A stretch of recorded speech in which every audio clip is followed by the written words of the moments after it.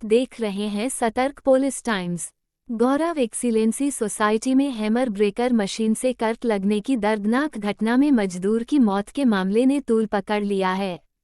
कल इस विषय पर मीडिया में खबरें सामने आई थीं और अब इस मामले में नया मोड़ आया है। सोसाइटी के फेडरेशन एसोसिएशन से जुड़े अजय मिश्रा ने मीडिया से बात करते हुए मृतक मजदूर लक्ष्मी नारायण को लेकर कुछ अहम जानकारियां साझा की। अजय मिश्रा के इस बयान के बाद अब मीडिया टीम लक्ष्मी नारायण, जो रवि बिल्डर का आदमी है, लक्ष्मी नारायण और करीबी लोगों से भी बातचीत करेगी ताकि सच्चाई को और गहराई से सामने लाया जा सके। हम इस मामले की हर अपडेट आप तक पहुंचाते रहेंगे। आप देख रहे थे सतर्क पुलिस टाइम्स। चैनल को लाइक करें, सब्सक्राइब करें और अपनी राय कमेंट में जरूर दें। कल इस बिल्डिंग में एक हादसा हुआ जहां एक मजदूर को करंट लगने से उसकी मौत हो गई। इल्जाम पूरा का पूरा फेडरेशन के ऊपर, क्या है पूरा मामला? मैडम, ऐसा है कि हमारे यहाँ गौरव एक्सीलेंसी में बिल्डिंग नंबर 2 में 12 मई 2025 को इलेक्ट्रिक डग में आग लगी थी, जिसमें दमकल फायर ब्रिगेड की 4 गाड़ियाँ रात को 2:30 बजे से सुबह 6 बजे तक आग बुझाया था। और फिर उसके बाद 3 दिन बाद बिल्डिंग नंबर 4 में भी आग लगी और उसमें ज़्यादा कुछ नुकसान नहीं हुआ, लेकिन आग लगी थी। इन सब प्रकरण को लेकर के हम फेडरेशन की तरफ से महानगर पालिका में फायर ऑफिस में जाकर के तकरार किया।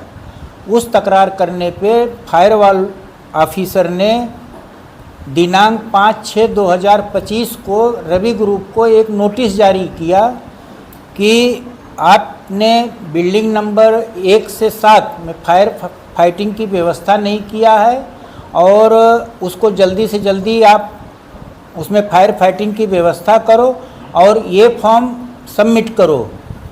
और इसके 5, 6, 7 की स्थिति ऐसी है बिल्डिंग की कि जिसमें 14 माले तक लोग रहते हैं।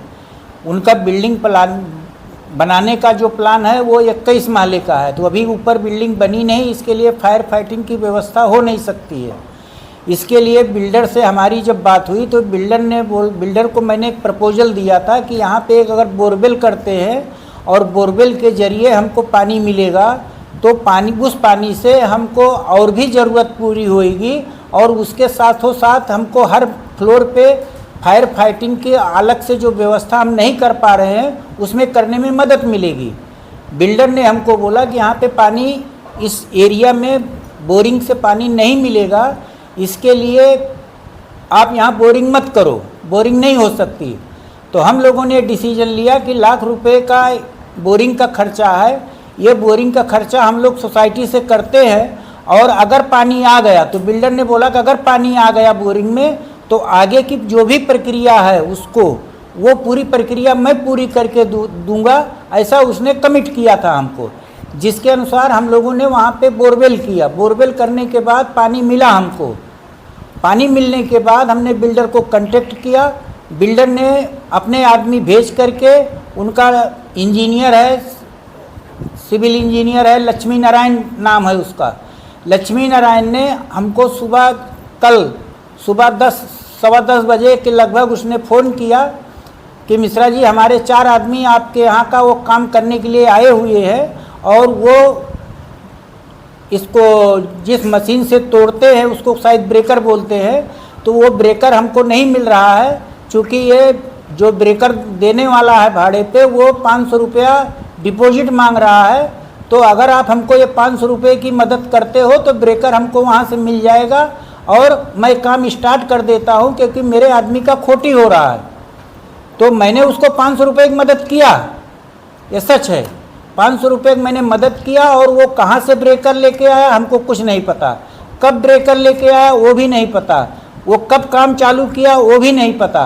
बाद में हमारी कुछ मीटिंग थी वासी न्यू मुंबई में, जब मैं थाना क्रॉस किया तब हमको वहाँ से फ़ोन आता है हमारी सोसाइटी से कि ऐसे ऐसी अपनी सोसाइटी में घटना हो गई और एक आदमी उसमें एक्सपायर हो गया, जिसके लिए हमने काफ़ी प्रयास किया है लोगों को। यहाँ पे जो भी रवि डेवलपर के नाम से आप पूरा शहर जानता है कि वो कोई भी सुविधा तो देता नहीं है, अनधिकृत बांध काम करने का उसका रिकॉर्ड है।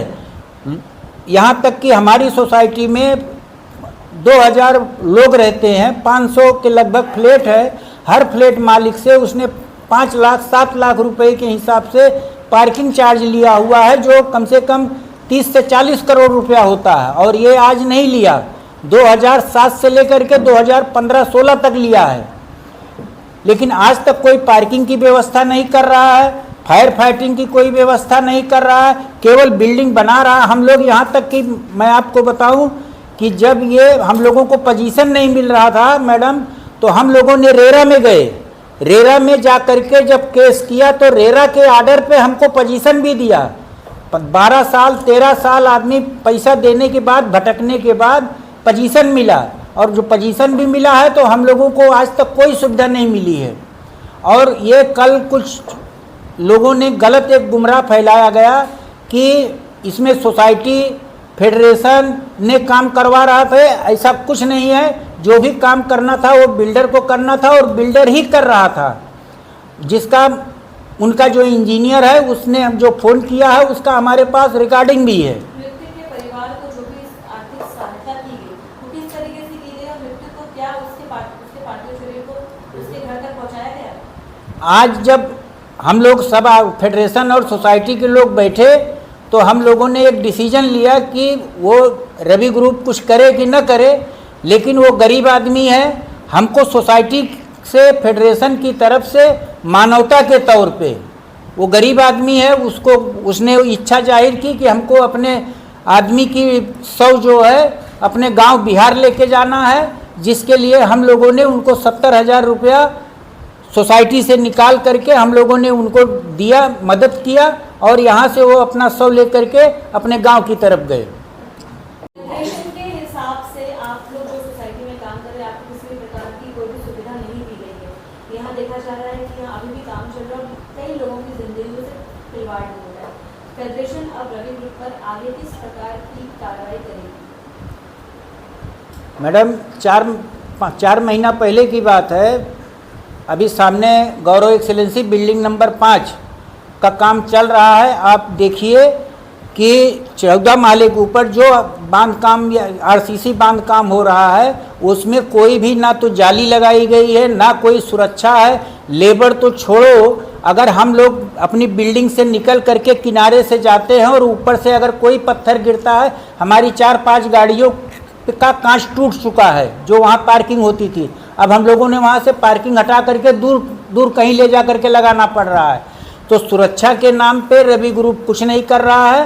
फेडरेशन इसके लिए पूरी जिम्मेदारी के साथ सोसाइटियों को साथ में ले करके, सभी मेंबरों को साथ में ले करके ये लड़ाई को आगे लेके जा रही है। अभी हम लोग अगर ये बिल्डर चलेगा ठीक, नहीं तो हम डीम कन्विंस की तरफ जाएंगे और डीम कन्विंस करके फिर जो भी लीगल एक्शन लेना होगा वो हम लेंगे।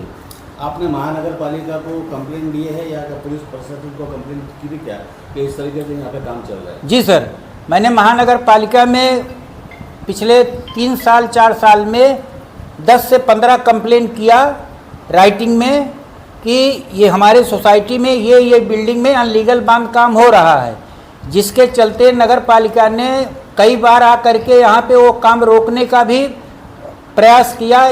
नगर पालिका आती है, काम बंद कराती है, और फिर जैसे नगर पालिका गेट के बाहर जाती है फिर ये काम चालू कर देता है। तो ये किसके छत्र छाया में इतना बड़ा जो इलीगल काम कर रहा है, किसको जिम्मेदार मानोगे? अब ये तो हम नहीं बता सकते किसकी छत्र छाया में है, लेकिन इतना ज़रूर है कि ये पूरे मीरा भाईंदर में रवि डेवलपमेंट ने बहुत सारी बिल्डिंगों को अनलीगल बना करके लोगों की फसौनुक कर रहा है, और इस फसौनुक में पब्लिक फंस रही है। फ्लैट खरीद करके उसको पोजीशन नहीं मिल रहा है, पोजीशन भी मिल रहा है तो उसको जो पैसा इसने लिया पार्किंग के नाम पे, यहाँ तक कि मैं आपको यहाँ बताऊँ एक्सेलेंसी की कि हम लोगों से सोसाइटी बनाने के नाम पे पैसा लिया बिल्डर ने, पानी का कनेक्शन के नाम पे पैसा लिया, प्रॉपर्टी टैक्स के नाम पे पैसा लिया, लेकिन ना तो उसने प्रॉपर्टी टैक्स हम लोगों को लगा के दिया, ना उसने हमको पानी का कनेक्शन ला के दिया, ना उसने सोसाइटी बना के दिया। मतलब कोई भी सुविधा हम लोगों को नहीं दिया। हम लोगों ने अपने तरीके से सोसाइटी नॉन कोऑपरेट में जाके रजिस्टर किया, और उसके बाद हम लोगों ने पानी बीएमसी का प्रॉपर्टी टैक्स भर करके पानी का कनेक्शन लेके आए, हम लोगों का प्रयास है कि लोगों को जो मूलभूत ज़रूरत है वो ज़रूरत उनकी पूरी हो। इसके लिए के ऊपर कई सारे आरोप लगाए जा रहे हैं, जिसमें से आपके ऊपर सबसे बड़ा आरोप है कि 75.5 आप पे लगा है, उसके बावजूद आप इस फेडरेशन का हिस्सा है। साथ ही फेडरेशन पे ये भी आरोप लगाया जा रहा है कि आपके फेडरेशन का जो ऑफिस है वो भी एक पार्किंग की जगह पे बनाया गया है। इस विषय पे क्या कहेंगे? मैडम, हमारे ऊपर हमारे बगल में दूसरी सोसाइटी है, दूसरा कम्प्लेक्स है जिसमें रवि नमन कोऑपरेटिव 1-2 कोऑपरेटिव हाउसिंग सोसाइटी है। उस सोसाइटी में अभी मैं रहता नहीं हूँ, मेरा फ्लैट है, मैं उस सोसाइटी का एक सदस्य हूँ। लेकिन कुछ लोगों ने वहाँ के जो सोसाइटी वर्कर हैं या जो पदाधिकारी थे उन लोगों ने हमारा नाम वहाँ पे चेयरमैन में रखा था, लेकिन मैं कभी उस सोसाइटी में ना तो किसी चेक पे साइन किया हूँ ना मैं किसी ठहराव में गया हूँ। ठीक है, उन लोगों ने क्या किया क्या नहीं किया वो हमको उसमें ज़्यादा पता भी नहीं, ज़्यादा मैं उसके बारे में बता नहीं सकता। लेकिन दूसरा जो ये इशू होता है कि 75 का रूल का जो मतलब है वो जिस सोसाइटी से है उतने तक पुरता है, इसके आगे वो इसका विस्तार नहीं है कि वो कहीं पे भी कुछ नहीं कर सकता है। ऐसे हमारी जानकारी में ऐसा कोई कायदा नहीं बना है कि आप एक सोसाइटी में अगर आपको प्रतिबंध लगा दिया गया दूसरी सोसाइटी में आप काम नहीं कर सकते।